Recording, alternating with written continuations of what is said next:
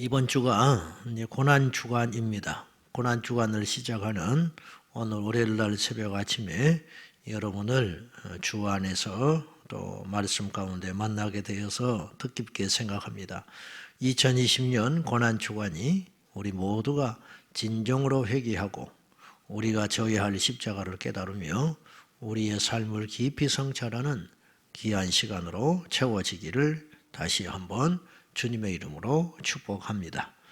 자, 예레미야 24장 오늘 말씀은 이제 무화과 그 환상으로 비유로 무화과 두 강주리의 환상을 통하여 이제 시작하고 있습니다. 근데 이제 24장, 25장, 26장을 쭉 보면은 그 예레미야서가 이 시간 순서대로 기록되지 않았다는 것을 조금 알 수 있습니다. 이제 그걸 염두에 두시고 의미적으로 하나님께서 주신 어떤 상황들에 대해서 예레미야가 기록이 되어 있는 것 같아요. 그걸 참고하시고 이제 말씀을 따라오시면 되겠습니다.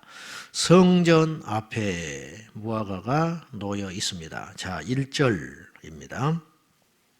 바벨론의 느부갓네살 왕이 유다 왕 여호야김의 아들 여고냐와 유다 고관들과 목공들과 철공들을 예루살렘에서 바벨론으로 옮긴 후에 여호와께서 여호와의 성전 앞에 놓인 무화과 두 강주리를 내게 보이셨는데 그랬어요.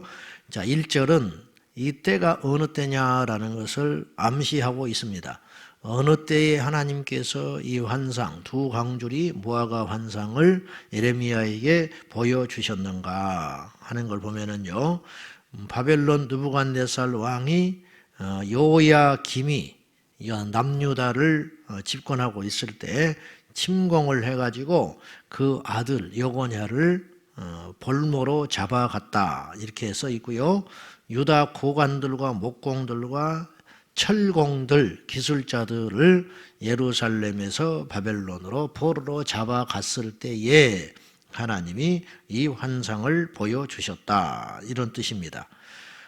열왕기하 24장에도 이 내용이 나와 있는데 조금 더 자세히 나와 있어요. 이때가 바벨론 2차 침공할 때입니다. 2차. 그러니까 바벨론이 3번에 걸쳐서 침공을 하고 이제 완전히 이 남유다가 멸망을 하거든요. 그런데 첫 번째 침공할 때는 우리가 잘 아는 대로 이 다니엘과 어떤 고관 대작의 그런 사람들을 잡아가요. 근데 두 번째 침공할 때에는 여고냐 왕의 아들, 그 다음에 목공들, 철공들, 뭐 이런 사람들, 고관들 또 이런 사람들을 약 1만 명이 잡혀갔다 이렇게 쓰여 있습니다. 그러니까 오늘 본문은 이제 침공이 두 번째 시작됐을 때 하나님께서 예레미야에게 이 환상을 보여주셨다 이렇게 봅니다. 그런데 오늘 1절에 보면은 무화과 나무 2개가 성전 앞에 있었다 그렇게 기록되어 있습니다. 성전 앞에 무화과 나무가 있다. 무화과 강주리가 있었다. 두 강주리가 있었다. 우리가 올해 우리 표가 주 앞에 있나이다 라고 했어요. 우리가 하나님을 피할 수 없습니다. 우리의 마음, 동기, 생각, 행동, 뭐 행동은 사람들도 보이죠. 행동은 사람들도 보여요. 태도 이런 건 사람들도 보여요. 근데 우리 마음을 읽기라는 건 쉽지 않아요. 근데 하나님은 모든 걸 아신다. 그러니까 알고도 참아주고 계시는 거예요. 알고도 우리 주님이 우리에게 마치 자식이 아무리 꼼수 부리고 해도 잔머리를 써도 부모는 압니다. 그렇지만 속아주기도 하는 거예요. 넘어가 주기도 하는 거예요. 모르긴 척 해주기도 하는 거예요. 그래서 제일 귀하고 좋은 건 뭐냐면 자식이 깨닫는 거예요. 깨닫는 거. 저도 그런 경험을 많이 해봤어요. 제가 이렇게 늦게 난 자식이거든요. 우리 어머니가 7번째로 40살이 다 돼서 낳았으니까 아주 늦게 낳았지요. 그리고 뭐 아무래도 이 세상 물정을 젊은 사람만큼 모르죠. 그래서 이제 50대가 넘어가 버린, 내가 초등학교 다닐 때 이미 50대가 넘어갔으니까. 그래서 이제 그 물정을 잘 모르니까 내가 하는 말을 무조건 믿어줬어요. 무조건. 그러니까 너무 믿어버리니까 나에 대해서 의심을 하지 않아요. 그런데 저도 사춘기를 겪기도 하고 친구들하고 이렇게 나쁜 마음도 먹고 이렇게 부모를 속여 먹기도 하고 거짓말도 얼렁뚱땅하고 이제 그런 적이 있었지요. 근데 그런 시간이 갔는데 계속 나를 믿어버리니까 우리 어머니가, 그러니까 지금 생각하니까 내가 어머니한테 당한 것 같아. 당한 것 같은데 뭐라고 종종 말을 했냐면, 야야, 나는 너 때문에 뭐 마음 쓰고 속상할 그럴 여유가 없다 그래요. 그리고 제일 무서운 말 중에 하나가 이제 조금 나에 대해서 못마땅하면은 이런 말을 했어. 네 인생은 네 거야. 네가 알아서 해 그랬어요. 이 말이 나에게는 이 청천벽력같이 무섭게 들렸어요. 네 알아서 해래. 이 말은 혼내는 것보다 더 무섭더라고.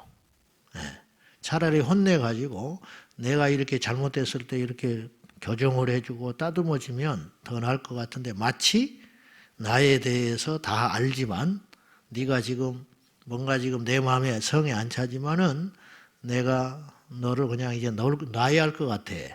네 알아서 해. 이제 이 말이 마치 굉장히 어깨가 무겁고 이제 무서운 생각이 들었어요.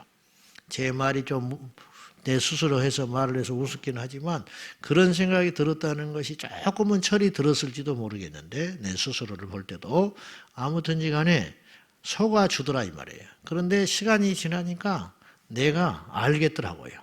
그래서 깨달았어요. 이렇게 해서는 안 되겠구나. 그래서 조금씩 빨리 돌아오는 편이었어요. 빨리 돌아오는 편. 우리 하나님도 우리의 속속들이를 왜 모르겠어요? 우리 인생은 하나님을 피할 수 없습니다. 우리의 모든 생각과 마음과 행동 거지와 품은 동기들은 하나님 앞에 있는 겁니다. 하나님 앞에 있는데, 하나님 앞에 두 종류의 인생이 있다. 하나는 무화과 인생인데 하나는 아주 좋은 싱싱하고 주인이 탐스럽게 먹기 좋을 만한 무화과 인생이 있는가 하면, 도무지 무화과는 무화과인데 쓸모없고 먹을 수 없고 오히려 짐덩이만 되는 버려야만 하는 무화과가 있더라. 우리 인생도 마찬가지. 근데 왜 두 개냐? 성경은요, 중간이 없다는 걸 꼭 기억하셔야 돼. 꼭 두 개예요. 두 광주리. 나쁜 광주리 아니면 좋은 광주리, 양과 염소, 오른편, 왼편, 올라가든지 남든지 귀히 여기든지 버림받든지 깨어있든지 자든지, 이거 아닙니까? 이거예요. 두 개 중에 하나다 이 말이에요. 이거를 조금 오늘 본문에서 알고, 중간은 없다. 중간은 없다. 예스면 예스, 노면 노, 예면 예, 아니면 아니, 이렇게 하시지 그래 볼까요? 이건 없는 거야. 둘 중에 하나, 이제 이거예요. 근데 오늘 본문에서 우리가 조금 이제 이해하기 힘든 장면이 하나 나오는데, 자, 4절과 5절입니다. 4절과 5절. 여호와의 말씀이 또 내게 임하니라. 이르시되 이스라엘의 하나님 여호와께서 이와 같이 말씀하시니라. 내가 이곳에서 옮겨 갈대아인의 땅에 이르게 한 유다 포로를 이 좋은 무화과 같이 잘 돌볼 것이라. 이제 두 개를 보여줬다는 것은 의미가 있는 거지요. 자, 배고프니까 먹어라 그런 뜻은 아니잖아. 성전 앞에 좋은 무화과 한 광주리와 나쁜 무화과 한 광주리가 있었다. 그러면 하나님 왜 이걸 보여줬습니까? 이게 중요하지요. 그래서 하나님이 그걸 다시 해석을 해주세요. 그런데 좋은 무화과, 나쁜 무화과, 좋은 무화과를 왜 보여줬느냐? 이건 뭘 상징하는 것이냐? 5절에 하나님이 가르쳐 주시기를 바벨론으로 포로 잡혀간 내 백성 이스라엘을 상징하는 것이다. 이제 이렇게 이야기하는 거예요.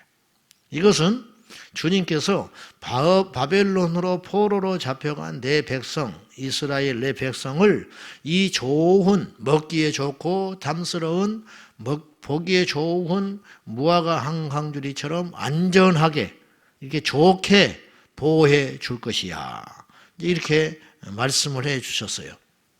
그러면 해석은 알겠는데 무슨 의도로 이걸 보여주셨는지는 알겠는데 어째서 힘없이 남의 나라에 포로로 잡혀간 것을 하나님께서 보호를 해 주실까? 차라리 나라를 위해서 칼을 들고 싸우든지 저항을 하든지 나라가 정말 어려워지면은 어디 산에 숨어서라도 투쟁을 한다든지 이게 나라에 대한 도리잖아요. 근데 하나님이 그걸 기뻐하지 않는다는 거예요. 그렇게 남아있는 이들은 나쁜 무화과 취급을 하고 잡혀간 이들은 좋은 무화과 강줄이 취급을 하신다. 이제 왜 그러냐? 이제 이 내용은 나중에 26장, 27장, 28장으로 쭉 넘어가면 조금 더 분명하게 하나님께서 왜 그렇게 하시는지 그것은 의도가 더 분명히 나타나기는 합니다. 그 이제 그때 가서 다루기로 하고 한 가지는 하나님의 뜻으로 바벨론을 사용하셔서 악한 이스라엘을 치셨다. 그래서 이제 선지자들의 그 하나님 앞에 어떤 의문점, 이게 속상하여 탄원하는 기도 중에 또 이런 기도도 있는 거예요.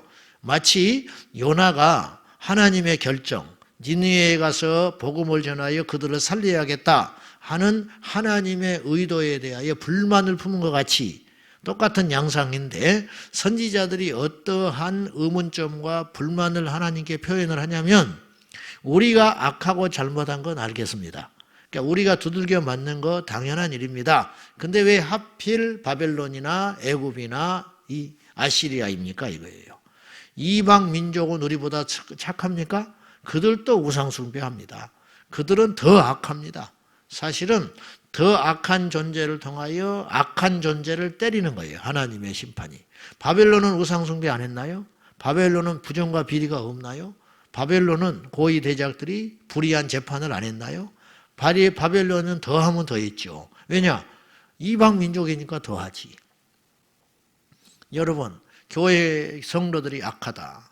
제가 이제 우리 변명처럼 그런 말을 종종 했습니다만은 교회에 나와서 더 악한 사람은 없어요. 교회에 와서 안 변하는 사람은 있죠. 교회에 와도 여전히 세상에 살던 그 모습과 습성과 재성을 가지고 와서 변화가 되지 않는다든지 변화가 더디어서 세상으로부터 욕을 먹는 건 사실이야. 그렇지만 단언코 교회에 와서 더 질이 나빠지진 않아요. 교회에 와서 나쁜 짓을 했다고 하는 것은 그 사람은 원래 그 안에 죄의 본성이 자리 잡고 있었는데 교회에 와서 환경과 사람을 만나가지고 그것이 드러난 것뿐이야. 그러니까 교회에 와서 더 나빠질 일은 없고 교회에 와서 조금이라도 변화되는 건 사실이라 이 말이에요. 그런데 지금 이 상황들을 보면은 세상을 통하여 교회의 문을 닫게 했잖아요. 근데 물론 이건 두 가지 측면으로 내가 봐야 한다 했어요. 사탄의 공격이라면 맞서 싸워야 한다. 단호하게.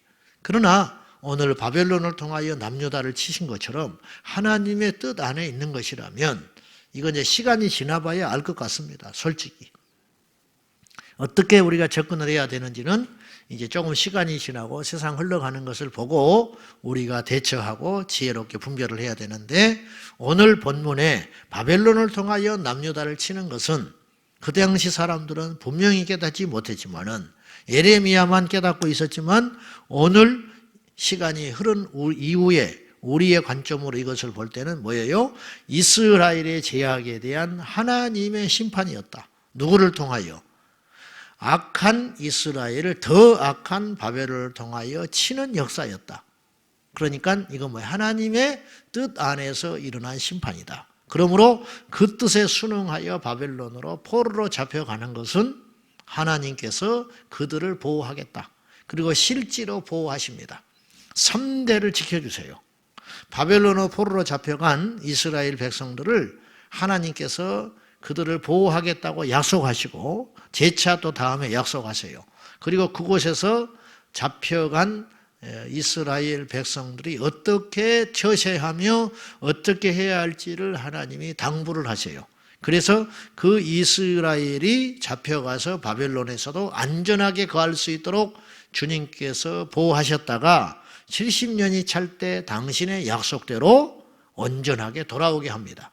근데 이들이 저항을 한다든지 이들이 그곳에서 관계가 나빠지면 이들이 역시 고난을 당할 것이기 때문에 너희들이 그 안에 평안을 빌고 바벨론과의 관계를 잘 지키고 있거라. 내가 70년이 차면 너희들을 다시 이곳으로 돌아오게 할 것이다. 이렇게 하나님이 약속하세요. 중요한 건 뭐냐면 그 약속을 믿는 믿음이 있어야 한다는 거예요. 그래서 실제로 다니엘은 포로로 잡혀갔지만 그곳에서 총리까지 되잖아요. 그러니까 이런 것들이 이제 오늘 환상을 통하여 하나님이 보여주시는 것이다 이 말이에요. 그러면 이런 선포를 한다든지 예언을 할 때 보통의 백성들이 받아들이기가 쉬웠겠냐 이거예요. 이해할 수 없지요. 뭐 하나님의 뜻으로 바벨론이 우리를 침공했어? 역적이네. 그래서 에레미야가 고통받는 거 아닙니까? 그래서 거짓 선지자들이 상식과 합리적으로 선포를 하다 보니까 이제 오발탄을 내는 거 아니에요? 우리도 이 시대에 이러쿵 저러쿵 말이 많고 시대에 대해서도 말이 많고 코로나가 덮치고 보니까 더 시끄럽고 여러 가지 말들이 지금도 등장하고 있고 앞으로도 많은 소리가 들려올 수 있습니다.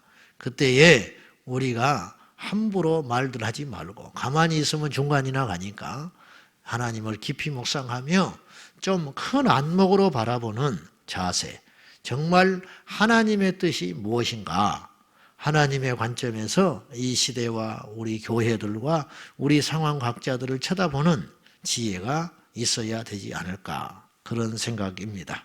자, 나쁜 무화과는 구체적으로 다음을 상징합니다. 8절입니다. 8절. 자, 7절부터 한번 봅시다. 7절, 8절. 7절. 내가 여호와인 줄 아는 마음을 그들에게 주어서 그들이 전심으로 내게 돌아오게 하리니 그들은 내 백성이 되겠고 나는 그들의 하나님이 되리라. 이건 이제 포로로 잡혀간 이스라엘 백성들, 그들을 향한 하나님의 뜻이에요. 그들이 전심으로 내게 돌아오게 하리니 그랬죠. 암시를 해요. 하나님이 다시 포로된 그들을 이 땅으로 불러올 것이다. 그래서 그들은 그 돌아온 다음에 그들은 내 백성이 되겠고 나는 그들의 하나님이 되리라. 회복시켜 줄 것이다. 이렇게 말하셔요. 8절. 나쁜 무화과 강주리는 무엇을 상징하느냐? 여호와께서 이와 같이 말씀하시니라. 내가 유다의 왕 시드기야와 그 고관들과 예루살렘의 남은 자로서 이 땅에 남아 있는 자와 애굽 땅에 사는 자들을 나빠서 먹을 수 없는 이 나쁜 무화과 같이 버리되. 그러니까 포로로 잡혀가지 않고 남아있는 항전하는 사람들과 남아있는 백성들과 애굽으로 피신하여 훗날을 도모하며 어떤 이렇게 싸움을 준비하는 그들을 향하여 하나님께서 인정하지 아니하시고 내 뜻을 거슬려서 자신의 인간적인 생각만을 가지고 저항하는 이들에 대하여 나쁜 무화과 같이 내가 여긴다. 이제 이렇게 주님께서 말씀하시는 거예요. 하나님의 경고를 누차 무시했어요. 하나님의 경고. 너희들의 죄악이 이렇게 크니까 빨리 돌이켜라. 그렇지 않으면 바벨론을 들어서 너희를 치리라. 이렇게 계속 에레미야를 통하여 경고했는데 하나님이 듣지 않았어요. 그래서 마침내 침공이 시작된 거예요. 3번에 걸쳐서 침공이 시작될 때에는 이제 하나님께서 에레미야를 통하여 뭐라고 그러냐면 잡혀가라는 거예요. 잡혀가. 잡혀가면 하나님이 뭘 약속하냐면 그곳에 너희들이 잡혀갔을 때 내가 지켜줄 거야. 너희들을 보호해 주고 있다가 70년이 차면 반드시 이곳으로 다시 돌아와 너희들은 내 백성으로 다시 삼아줄 거야. 이제 이렇게 말씀하는 거예요. 여러분, 오늘 우리가 이 말씀을 이해하는 건 쉽습니다. 남의 나라 이야기고 과거의 역사니까. 근데 우리가 그 당시에 있는 백성이라면 저부터서 정말 그 말씀들을 이해하고 받아들이기가 만만치는 않는 이야기입니다. 그렇지 않습니까? 그래서 오늘 우리가 당사자라고 여기면 이 상황과 이 시대에 대하여 하나님께서 어떤 계획과 뜻을 갖고 계시는가, 오늘 이것들을 2020년 이 고난 주간에 우리가 하나님의 뜻을 살피고 깨닫는 지혜가 우리 안에 있기를 바랍니다. 자, 오늘 말씀의 결론. 사실은 인간적으로 볼 때 윤리적 잣대, 국가관, 그 밖에 뭐 여러 가지 관점으로 지금 이스라엘이 어수선합니다. 뭐 나라는 뭐 거의 망했다고 보고요. 왕들은 뭐 짧게는 3개월 만에 바뀌어버리고 길어야 11년. 마지막 4명의 왕은 그렇게 급변한 시대가 한 20, 30년 이제 지나가는데, 그런 소용돌이 속에서 여기서 이것이 맞다, 저기서 저것이 맞다, 막 이런 말들이 막 나올 때, 설령 집에 어려움이 와가지고 집을 팔고 이사를 간다 할 때도 가족들이 많으면 여러 가지 말이 나와요. 뭐 이리 갑시다, 저리 갑시다, 좀 견디면 안 되냐, 빚을 내서 어떻게 막아보자, 아니다, 빨리 팔고 털어버리고 어디 작은 데로 규모를 옮겨야 되지 않느냐, 이렇게 살림살이가 이래도 난리인데, 나라가 큰 재난을 당하면 얼마나 많은 소리들이 이제 흘러나올 것입니다. 이제 우리가 선거를 앞두고 있고, 선거 이후 포스트 선거, 그 다음에 포스트 코로나19 사태 이후가 나는 더 걱정이 돼요. 이제 경제적으로 어려운 쓰나미가 밀려 들어올 텐데, 아직은 그래도 지금 끝자락이라 견딜만 하고, 국가의 이제 훗날이 어찌됐든지 간에 지금 죽게 생겼으니까 막 재정들을 남발을 하고 있는데, 이 돈은 어디서 들어오는 겁니까? 외국에서 벌어야 우리 것이 되지. 우리가 찍어가지고 주는 게 무슨 필요가 있어. 이게 빚이지. 지금 빚이에요. 어쩔 수 없이 지금 부양정책을 피느라고 막 그러는데, 지금 내일을 기약을 못하고 어쩔 수 없이 이렇게 하는 것 같은데, 이제 2-3달, 1년 지난다 하면 어떤 쓰나미가 와서 우리를 덮칠지 그건 사실은 어려울 것이다라고만 예상하지 피부에 와닿지는 않아요. 아직은 견딜만 하니까 이러는데, 진짜 그런 일이 닥칠 때 어떻게 하겠냐는 거예요. 대책을 세운다고 해서 해결될 일은 아닌데, 아무튼 우리가 그런 만반의 마음의 준비를 해야 할 필요가 있는 것이죠. 이때 우리가 이것이 하나님의 뜻인 것 같기도 하고, 저렇게 하는 것이 하나님의 뜻인 것 같기도 하고, 막 온갖 소리들이 밀려올 때 우리가 정신을 바짝 차리고, 이럴 때일수록 우리가 주님밖에 없잖아요. 보세요. 우리가 내놓을 수 있는 계책이 뭐가 있으며, 우리가 준비해야 할 것들이 뭐가 있습니까? 홍수가 시작되면 뭐가 필요하겠습니까? 산으로 도망가겠습니까? 땅속으로 숨겠습니까? 홍수가 시작되면 방지에 오는 길밖에 없잖아요. 철학, 지식, 지혜, 뭐 어떤 소리들 별 의미가 없는 것이고요. 오직 우리가 하나님께 주여 불쌍히 여겨 주십시오.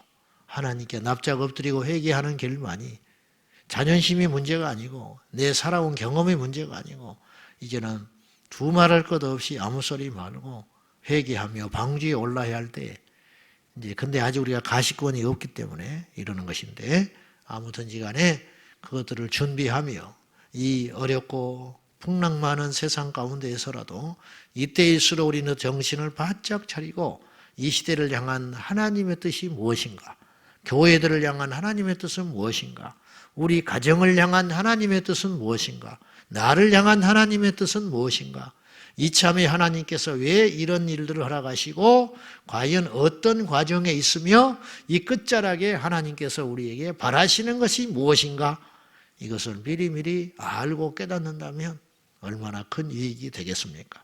한 가지는 분명합니다. 하나님의 기준과 우리의 기준은 다르다. 어째서 좋은 광주리와 나쁜 광주리를 보여주셨는가?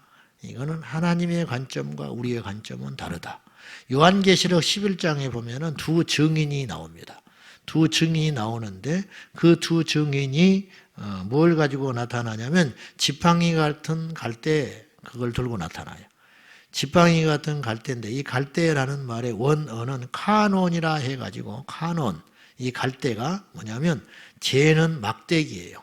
그냥 갈대가 아니고 원어에 보면 카논. 그래서 뭘 잴 때 사용하는 카논, 뭘 잴 때 사용하는 이 길이 막대기, 이걸 들고 더 증이 나타나요. 그러니까 이 기준은 누가 준 거야? 이 카논은 누가 줬느냐? 하나님이 준 거야. 인간이 지고 있는 카논은 쓸모가 없어요. 그래서 말씀, 하나님께서 우리를 볼 때 선하다 악하다 하는 그 기준, 어떤 사람에 대한 평가, 어떤 시국에 대한 평가는 하나님의 잣대가 중요한 것이지 인간의 도덕과 윤리가 중요한 게 아니다. 이것들을 조금 평소에는 윤리와 도덕이 일상적 간원이 되겠지만 정말로 하나님께서 어떤 일을 행하실 때는 우리의 카논을 버리고 하나님의 카논을 집어들고 그걸 가지고 봐야 한다. 이 안목이 저와 여러분에게 있기를 예수님의 이름으로 축원합니다. 자, 이번 고난 한 주간 주님의 십자가를 깊이 묵상하며 돌이켜서 여호와께 회개하고 긍휼함을 구하는 한 주간이 되시기를 축복합니다. 기도하겠습니다. 이 시간 기도하실 적에 하나님께서 행하시는 일을 우리는 다 측량할 수 없습니다. 바벨론의 침공이 있고 이스라엘 백성들을 고통스럽게 하며 그들을 포로로 잡아가는 그 상황 속에서 하나님께서 당신의 계획과 뜻이 있음을 에레미야 선지자를 통하여 말씀하시는데 받아들이기가 만만치 않습니다. 하나님 아버지, 2020년 코로나19 사태로 인하여 맞이하는 고난주간은 우리에게도 특별한 잊을 수 없는 기억이 됩니다. 주님, 이 일을 통하여 우리에게 하시고자 하는 뜻이 무엇입니까? 우리에게 경고하시는 것이 무엇입니까? 우리가 이 시점에 무엇을 해야 되며 어떻게 하나님께 나아가야 합니까? 깨닫는 시간을 주십시오. 긍휼히 여겨 주십시오. 오늘도 우리 모든 이 땅의 성도들에게 하나님의 마음을 허락하여 주시고 하나님의 뜻을 알려주시고 하나님의 계획을 계시하여 주십시오. 다 같이 우리 말씀 붙들고 기도하겠습니다. 오늘도 살아계신 아버지 하나님, 저희가 믿음으로 하나님 앞에 나아가야 하는데 우리의 죄악이 하나님 앞에 크며 하나님 앞에 인간적으로 결정하고 살아왔기에 이 고난과 시련을 당합니다. 악한 우리를, 세상에 더 악한 무리를 통하여 징계하시고자 하니 이것이 꼭 2500여 년 전 남유다의 상황과 흡사한 것 같습니다. 두렵고 떨리나이다. 주여, 이 재앙이 아버지의 뜻대로 말미암아 머물러서 이제는 중단되게 하여 주시고 이 재앙을 거두어 주시옵소서. 세상의 사람들은 인간의 계책을 내놓으며 인간의 방법들을 이야기하지만은 우리는 하나님의 관점에서 이 상황들을 보게 하여 주십시오. 아버지 하나님, 두렵습니다. 아버지 하나님, 무엇보다 두려운 것은 고난도 두렵고 힘든 일이지만 여호와의 진노가 오래갈까 두렵고 무엇보다 두려운 것은 하나님의 뜻을 오해하여 우리가 오판하며 잘못된 결정을 할까 두렵습니다. 하나님 아버지, 앞을 제대로 보지 못하는 눈 멀어버린 양과 같이 어리석은 우리들 하나님 불쌍히 여겨주시사 하나님 인도하여 주시고 우리의 참 목자 되신 예수님, 우리의 인생과 이 민족의 장래와 이 땅의 교회들의 미래를 하나님 푸른 초장 실만한 물가로 인도하여 주옵소서. 아버지, 사망의 묻지만 골짜기 가운데 헤매어 죽는 인생 되지 말게 하시고 양이나 늑대를 만나 물어 뜯기는 인생이 되지 말게 하시고 주님 실만한 물가 만나게 하시고 푸른 초장 만나도록 미련한 이 민족과 우리 인생들과 교회들과 어찌할지 모르는 우리를 인도하여 주옵소서. 주여 불쌍히 여겨 주옵소서. 하나님 아버지, 무화과 강줄이 두 개를 통하여 깨닫지 못하고 알지 못하는 이스라엘 백성들에게 경고하신 것 같이 주여 이 시대를 향한 하나님의 뜻을 알기를 원합니다. 미련하고 욕심 많고 이기심이 가득 찬 우리들은 아직도 하나님의 뜻을 찾기보다는 우리 인간의 계책과 계획을 의논하고 나아갑니다. 주여, 무슨 필요가 있겠습니까? 하나님이여 우리를 푸른 초장 실만한 물가로 노여움을 그치시고 인도하여 주시기를 간절히 구하고 구하나이다. 참으로 두려운 것은 우리 일상이 머물러서 버리고 단절되고 모이지 못하고 힘든 것이 우리에게 고난이 아니고 하나님의 뜻을 미리 살피지 못하고 헛손질을 할까 두렵습니다. 우리의 생각들과 행위들이 여호와의 진노를 더 살까 두렵습니다. 그러하오니 주여 우리에게 지혜와 계시의 정신을 그 어느 때보다 허락하여 주셔서 하나님의 뜻에 순종하는 믿음을 주옵소서. 아버지 하나님, 이번 한 주간 고난주간에 주님의 십자가를 깊이 묵상하며 다른 사람의 죄악에 대하여 간섭할 여유가 없나이다. 나의 죄, 내 살아온 인생을 돌아보며 하나님 앞에 참회하는 귀한 시간으로 가득 채워지게 하여 주시옵소서. 오늘도 세상에 파송한 한 주간 고난주간을 살아가는 우리들에게 더 각별한 경건과 더 각별한 은혜로 우리를 인도하여 주시옵소서. 고통받는 이웃을 불쌍히 여기시고 고통받는 교회와 성도들을 불쌍히 여겨주시고 보호하여 주시옵소서. 예수님의 이름으로 기도 올리옵나이다. 아멘. 주여 주여 주여. 사랑과 은혜와 긍휼이 풍성하신 우리 아버지 하나님, 불쌍히 여겨 주십시오. 날이 갈수록 창궐해가는 이 역병을 주님 그쳐주시고, 아버지 하나님, 우리가 그동안 쌓아올린 바벨탑의 허무함을 알게 하여 주십시오. 선진국의 민낯이 드러나게 하시고, 아버지 하나님, 군사 경제 대국이 이 전염병 앞에 맥을 못 추는 것을 봅니다. 열방이 두려워 떠며 어찌할 줄 몰라하고 있습니다. 여호와여, 우리의 죄악이 하늘에 닿았습니다. 음란하고 간음하고 동성애하고 백주대낮에 여호와의 진노를 사며 우상 숭배를 하고 교회조차도 걸어가지 않더니 이 환난을 만났나이다. 주님, 우리의 죄 때문입니다. 저의 죄 때문입니다. 불쌍히 여겨주시고 이 재난을 속히 거두어 주소서. 불쌍히 여겨주시옵소서.